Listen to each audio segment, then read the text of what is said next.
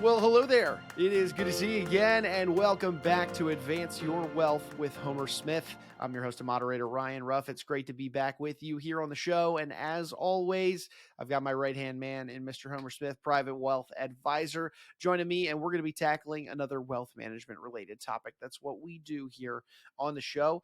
And in today's topic, we have a real, keen focus that we're looking into with and for business owners particularly. So to frame today's conversation up, if you are a business owner, do you have key person insurance or maybe a buy-sell agreement in place? Well, if so, when was the last time you updated that plan? Or, if your solutions on the other flip side, if maybe let's say they are a few years old, you could be setting yourself up for a financial disaster of sorts. And that's really going to be the basis of today's topic. We're going to be examining really why that is and what entrepreneurs can be doing about it right now to take those preemptive measures and put themselves in a good place. But before we do so, let's get Homer out here. Homer, it's good to see you. How you doing today?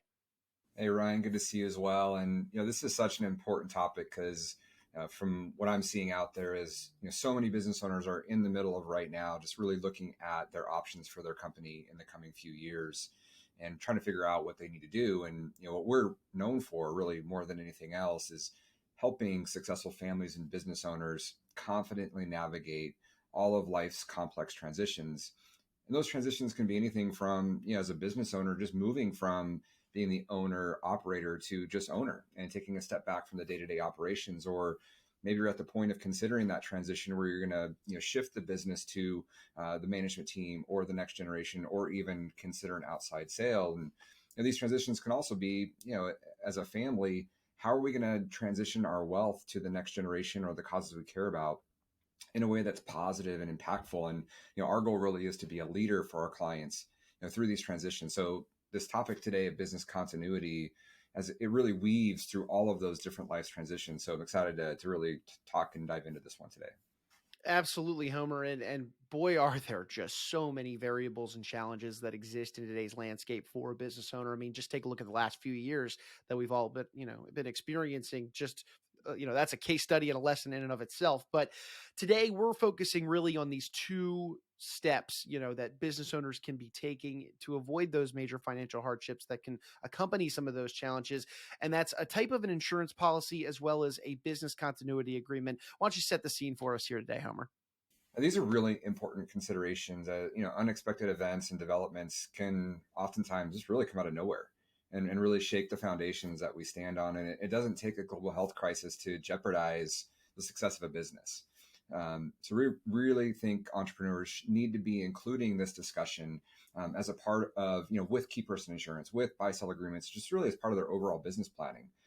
Both of these are really essential to making sure your business is going to be able to survive and thrive, really no matter what might come up within your business. Homer, do you find that these two areas, that key person insurance or a buy-sell agreement, that are areas that business owners might often ignore sometimes or just don't focus on enough, frankly? The reality is in the work that we've done with the business owners that we work with is most of them have either one or both of these solutions in place. But the problem is when we ask them, when was the last time you took a look at the paperwork and pulled it out of the file cabinet and really assessed whether it was meeting your current needs? And the answers, unfortunately, almost all the time are they haven't looked at it in the last few years, or even if they did, they don't really even know what it says. They're not really sure what's in the document. So that can really spell big trouble because outdated or insufficient language in these different documents and these different solutions, when things come up, can really cause a lot of problems if those things really aren't up to date and aren't really designed effectively for what the business needs.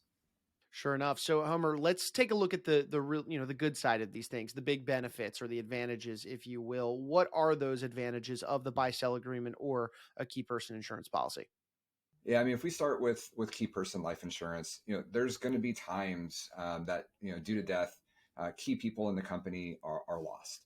And really what key person insurance is all about is providing a benefit back to the company that can insulate the business from that loss, where the revenue that key employee or the owner might be providing, maybe they're the key salesperson in the organization, the loss of revenue from them can be offset. And really the money from that life insurance policy can then be used to, go out and hire and train the replacement. Really in the end, the other benefit of life insurance in these types of scenarios is that when these events happen, they're sudden, unexpected, they're very tragic. At least with life insurance, there's some guarantee that the money is going to be coming back into the business to at least provide some financial security. So really the way that this works is if you look at the business, whether it's again the owner or multiple key people within the business would go out and get a life insurance policy on each of those key individuals at an amount that you determine would be necessary if something were to happen to them to keep the business afloat. And that those life insurance policies, the beneficiary of those would be the business. And again, that those funds, should something happen, would then be used to hire and train the person that they're would need to be replaced, and or provide some funding should that person that needed to be replaced, that left, that unfortunately passed away, if there's a financial shortfall in the business because of that. Roger that, Homer. And in your experiences, Homer, as you've been looking at the way different business owners handle these types of situations, do you find that most business owners are doing well in this area of protection, or are they setting these things up well, executing upon them well? What's your take on this? In one study with a group that we work with, AES Nation, that regularly studies business owners, they actually found that 60% of business owners, when surveyed, said they had some kind of key person insurance in place. My concern would be, is it enough? But at least they have some level in place. So in one sense, that's pretty good. But the challenge of that, obviously, is that means 40% don't have a policy like this in place. And here's the kicker. Of those that don't have a policy in place, when asked, 70% of them said that if one of their key employees, if something were to happen to them, the business would severely suffer and potentially handicap the business overall. So I'd argue that really 60% isn't nearly enough because of the risk that really happens when this kind of event occurs. Yikes. I mean, those are some staggering numbers. And so, I mean, if anything, that's a testament to making sure that you do have some of these positions, or these solutions rather, in place. Homer, I want to take a closer look now at that other one, the buy sell agreement. What is really the appeal? What's the drawing point here? The appeal for buy sell agreements, if you think about it, with a private company with multiple partners, two, three partners, if something were to happen to one of the partners, a death, a disability, or even if they just want to retire, but really in the event of those death and disability, you as the current partner aren't usually going to want to be partners with the spouse or the kids once that happens. So a buy-sell agreement is really an important tool that provides legal framework for how you sever ties in these situations, and how to accomplish this transition from that partner leaving the business. So it really provides for a number of values. One, it ensures when that triggering event occurs, such as, again, the death of the owner, that person's equity, that there's a plan for that purchase, so that their heirs are going to be receiving the ultimate benefit of that business, or of that equity and that value.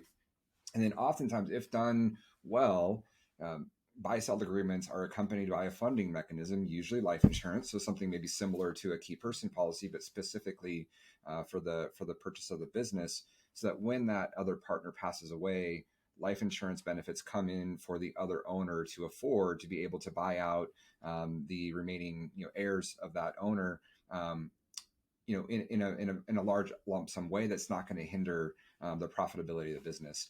And for that family that's lost their husband, their spouse, their wife, their parents, it provides a mechanism for estate planning purposes, a value of the business when it comes to mapping out what happens after that. So there's a lot of benefits to having this in place and just providing that structure. Too often we find when these events occur, there's just not enough structure, not enough language, and it ends up creating some level of chaos, which isn't good for the business, and it's definitely not good for the family having to navigate through all of this. Yeah, nobody likes chaos in these moments, Homer. With this buy-sell agreement, then, when you had mentioned those kind of staggering numbers and the percentages that AES Nation had done in their study surrounding the key person insurance. Is this another case then where we're seeing a large percentage of business owners not having a buy-sell agreement in place to be able to protect themselves and their business? Well, the good news, at least related to buy-sell agreements, is that the value of them is pretty widely recognized. And in those same surveys, it was something like 80%. So nearly 4 out of 5 business owners had a buy-sell agreement in place. The bad news, though, is that 85% of those business owners with buy-sell agreements in place hadn't reviewed how the mechanism would actually work, and how it would all come together in the last 3 years. And so even having it in place doesn't mean that it's actually going to work according to plan. You know, if you think about the last 3 years of your life, how much has changed? All of us have been through a lot in the last 3 years, politically, economically, socially. So oftentimes the financial fortunes of a lot of these private businesses have changed as well. And that buy-sell agreement may not really be accounting for everything that needs to be accounted for with those changes that have occurred. So let's play the game of hypotheticals then, Homer. If that business has a buy sell agreement that is in fact out of date, right? It's obsolete given that all these changes you like you mentioned the last 3 years. How big of a deal is this? Well, what are we talking about in terms of the ramifications? Yeah, it's potentially a huge deal. These outdated agreements can cause major problems and really oftentimes can lead to lawsuits. So, just as an example, something that we have seen in these agreements often is that instead of talking about valuation and leaving it flexible in terms of how that's going to be determined, using a valuation specialist to do that, oftentimes we actually see specific dollar amounts listed in the buy-sell agreements for the amount that a retiring or disabled or a part of that passed away, what their family would get. But if that business had grown, if one part of their business had really been successful, and now maybe instead of a $5 million payout, their share might be worth $20 million. Well, if that family it kind of sees the way that the agreement is written and then understands the real value of the company, that's going to be met with a lot of trouble, and oftentimes again a lawsuit is going to occur.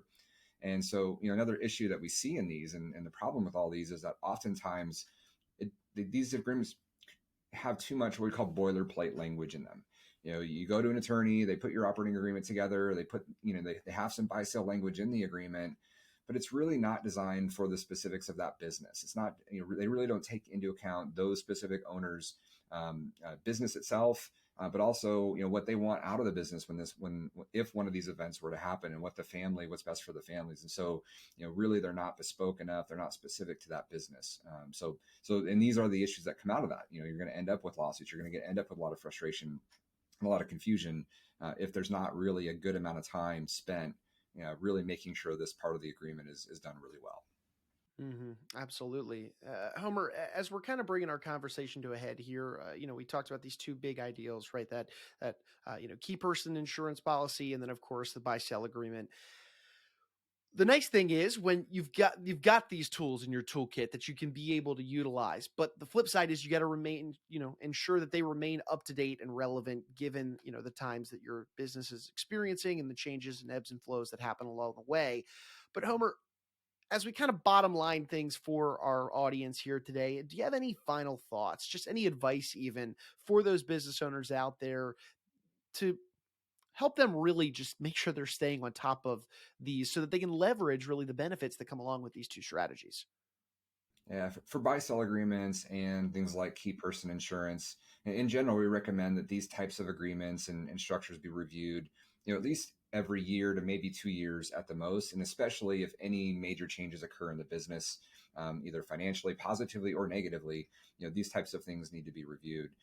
And really, they should be reviewed as a group, right? It's not just the business owner taking a quick look at it, but really it should be in conjunction with your wealth management and family office team, your CPA, and your attorney, making sure that everybody's on the same page and understands everything going on in the business, to make sure again that your buy-sell agreement, your key person insurance, is really designed specifically around the needs of your business. So yeah, that's what we'd recommend. And if you have those types of great professionals already in place, I would definitely reach out to them and suggest that you do a review of your buy sell agreements and key person insurance. And if you don't feel like you've got those people in place, we would definitely be happy to be that second pair of eyes to do a little stress test on what you have in place, and just make sure that in the event of one of these triggering events, an unfortunate death, a disability, or strictly just looking to retire and move out of the business, that your plan is designed to really maximize and optimize the exit for you and your family. And Homer, and speaking of, that second set of eyes, the trusted professionals that people can reach out to evaluate the state of their plans and maybe edit them, help upgrade them even. If somebody is in need and or rather just wants to pick your brain, your team's brain about whether or not they have a plan in place yet or just want to make sure things are touched up and relevant, what would be the best way they could get in touch with you guys to just open up a dialogue on this? Yeah, so the best way to reach out to have this kind of second opinion, second pair of eyes, is really just to send us an email, and we'll have that email on the bottom of the screen here. So those of you watching that want to reach out, would love to hear from you, and again, we'd be happy to be that group that is able to take a second look at this for you and make sure you got everything you need.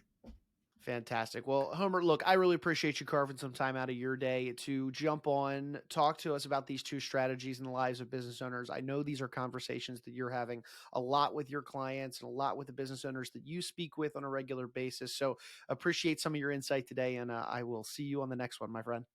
All right, thanks, Ryan. Appreciate it. Alrighty, folks. And hey, look, we want to say one final thank you for stopping by and being a part of the episode as well today. If you took anything away from today's discussion, you benefited from it in any way, shape, or form, go ahead and hit that subscribe button then on whichever platform you checked us out on today. That way you never miss out on another great conversation between Homer, myself, or maybe one of our special guests that we have here on the show. At the end of the day, we want to provide value via this show and help, really advance your wealth. It's in the name of the show. Well, look, hey, for Homer, I'm Ryan. We're going to go ahead and say so long then, but we once again appreciate you stopping by and spending some time with us here on Advance Your Wealth with Homer Smith.